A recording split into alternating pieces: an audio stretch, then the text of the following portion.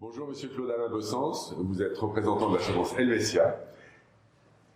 Vous participez aujourd'hui à un atelier de la Haute École de Gestion sur la cybersécurité, et je vous en remercie. Et naturellement, un assureur dans un atelier sur de l'informatique, c'est très intéressant pour nous. Vous proposez dans votre portefeuille d'assurance des assurances de cybersécurité pour les PME? Effectivement, oui, exact, oui. Qui consistent en quoi, par exemple? Quelles sont les prestations que vous fournissez? Alors, on fournit deux types de prestations. Le premier type de prestation, ce sera des prestations par rapport aux dommages propres que l'entreprise peut subir dans le cadre d'une attaque de cyberassurance. Et l'autre prestation, ce sera des dommages en sinistre de responsabilité civile de fournisseurs ou de clients ou de patients éventuellement. Alors quand je conduis ma voiture, enfin quand j'achète une voiture, je dois mettre des plaques et donc j'ai une responsabilité civile obligatoire. Est-ce que vous seriez assez pour des responsabilités civiles obligatoires pour les entreprises qui utilisent l'informatique, c'est-à-dire toutes les entreprises?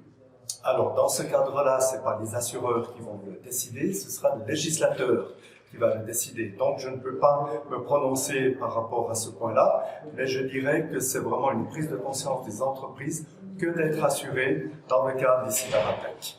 Mais on risque d'avoir une démesure des prestations, parce que quand on a une responsabilité d'automobile, je crois que c'est assuré jusqu'à 1 million, quelque chose comme ça, qui correspond au grand maximum de ce qu'on peut faire comme dégâts avec une voiture.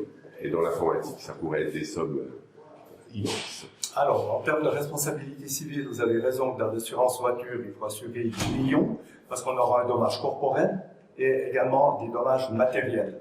Mais dans le cadre de l'assurance cyber, on a uniquement des dommages pécuniaires et il faut qu'il y ait la notion de faute de la part du responsable.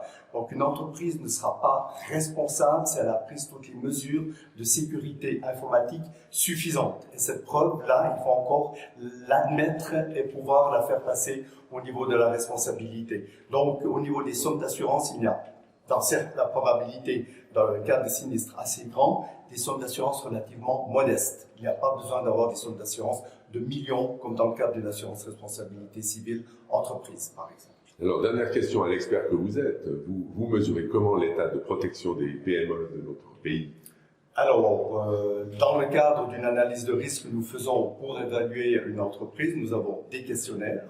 Nous évaluons ce risque-là par rapport à ce questionnaire et aussi par rapport au type d'activité de l'entreprise. Il est bien clair que si on est dans le cadre d'une entreprise de peinture, par exemple, de bâtiment, même si c'est une entreprise avec beaucoup d'employés, ou si je suis dans un hôpital privé, par exemple, avec des patients, là, les dommages seront différents, donc les données seront différentes et les risques également. Alors donc, vous avez fait beaucoup de diagnostics, mais la question que je vous posais, c'était vous pensez qu'on est bien préparé ou on est complètement des bisounours dans la cybersécurité en Suisse?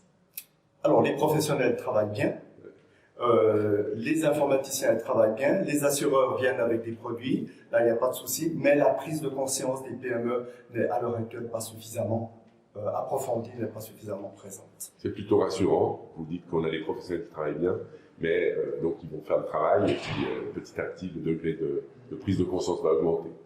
Le degré de prise de conscience risque malheureusement d'augmenter avec l'augmentation des cas de cybercriminalité. Je vous remercie beaucoup d'avoir pris quelques minutes avec moi. Au revoir. Avec plaisir. Merci.